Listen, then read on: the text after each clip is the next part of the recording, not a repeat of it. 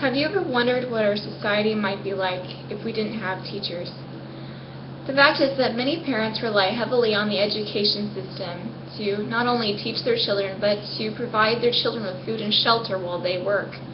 If you take teachers out of the picture, where does that leave parents and their needed or desired income and lifestyle? In California, there has been a dispute going on for a number of years now about whether a teacher should be receiving a higher salary or not. Many parents and other citizens disagree with this notion because they feel teachers are already paid well. And even more of a concern for them is that if teachers did receive a raise, wouldn't that money come from an elevated tax? I have a solution to this problem. Pay teachers in other ways. I come from a family of educators. My father, grandmother, and great-grandmother have all been educators. Growing up, I have seen for myself why exactly teachers are demanding more money. After careful observation, I have come to the conclusion that the real issue here is not actually in money, and the solution is to pay teachers in actually what they need, and that is respect, appreciation, and lending a helping hand. Let's go into more detail, and we'll start with respect. As a daughter, granddaughter, and great-granddaughter of educators, and working as a parateacher myself, which is an individual who works under a special education teacher, I often see a lack of respect for them from both the children and the parents. The attitude of defiance is very strong nowadays. Take, for example, the battle of homework and test scores. A teacher assigns homework. The child doesn't want to do it, and the parent doesn't want to fight with the child to do it. So it doesn't get done, and then comes the test and the test score that isn't good. The child and the parent both are angry with the teacher and then go around telling everyone that the teacher is bad at their job. Defiance, lack of respect.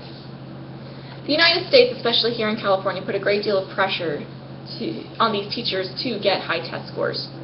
According to his article, Teachers Take the Fall for Bad Policy, writer Daniel Denver pointed out that the Obama Administration Act, Race to the Top, gave money to schools if the test scores were high enough. If not, the schools could be shut down or taken over by private school operators. So, believe it or not, most teachers don't actually like giving out homework. They don't like giving out these tests, but they do it because it's part of their job. They have to do it, or they could lose their job. So, when a teacher assigns homework, remember, they are doing it because it's their job, and they want to help your kids to learn. Now, do you remember they're not trying to make your life harder? Have some respect. Do your part and teach your children to do theirs. Blaming and pointing fingers never help anyone. Respect, on the other hand, makes a world of difference. Now let's talk about appreciating the teacher. According to Dr. Noel C. Nelson, Ph.D., and psychologist Janine Lamar-Calaba, research confirms that when people feel and express appreciation, good things happen to their minds, heart, and body.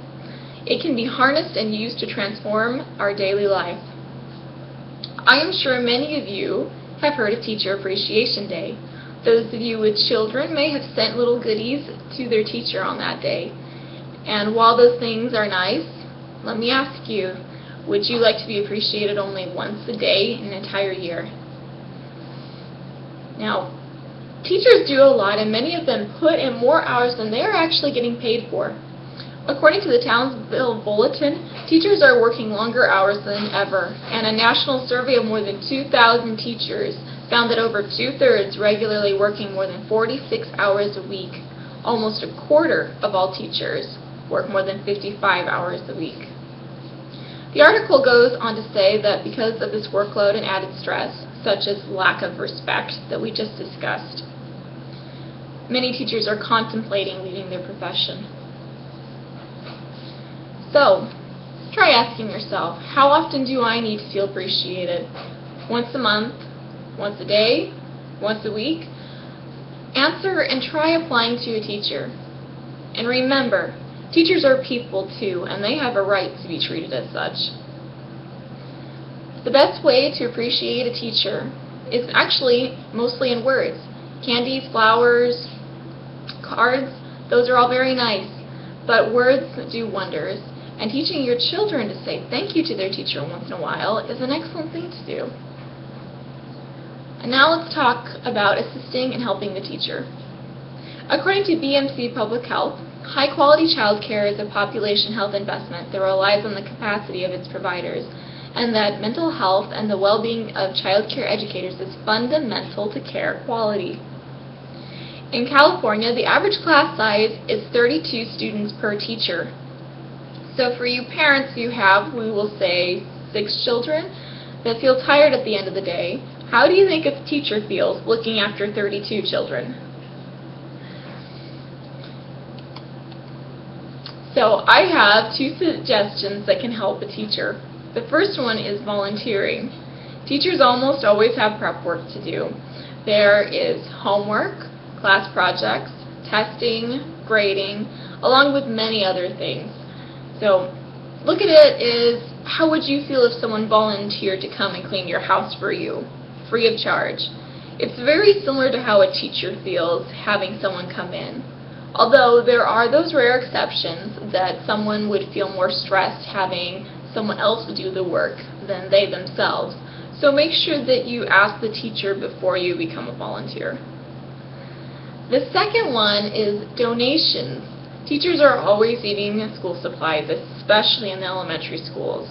Let's see, they often need crayons, pencils, erasers, paper, staples, cotton balls, glue, magnets, you name it. Teachers actually have to buy these supplies out of their own pocket, and with 32 students to buy supplies for, it can make a rather large dent in that bank account of theirs. So, out of 32 children, if even half the class donated 1 or 2 school supplies a month, that would save the teacher a significant amount of money, and you wouldn't go broke. It would probably be significantly less than paying a higher tax, too. So, by paying our teachers with respect, appreciation, and assistance through volunteering and donations, you can make a huge difference in the life of a teacher, in your children, and in our community. We don't need more taxes to pay teachers better. We just need to learn to treat our educators better. You don't have to be a parent to have better respect, appreciation, or decide to help a teacher. The great thing about this is anyone can do it. Thank you.